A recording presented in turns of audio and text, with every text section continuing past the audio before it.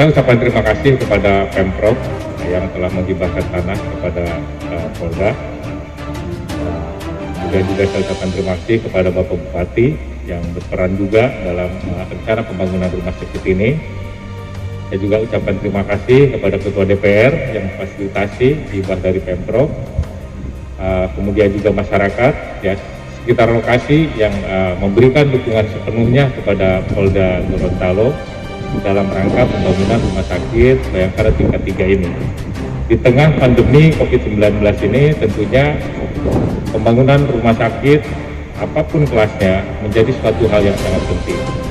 Kita tidak akan pernah tahu pandemi COVID-19 ini kapan akan berakhir, tetapi kita harus meyakini bahwa pemerintah pusat, pemerintah daerah selalu berupaya dan berusaha ya, dalam rangka mencegah penyebaran COVID ini semakin masif. Ya, salah satu diantaranya operasi justisi, dukungan Polri, kemudian TNI kepada Pemda, Pemprov dan kabupaten kota, kemudian juga ada program vaksinasi ya 1 juta 1 hari yang ini akan terus berjalan ke depan.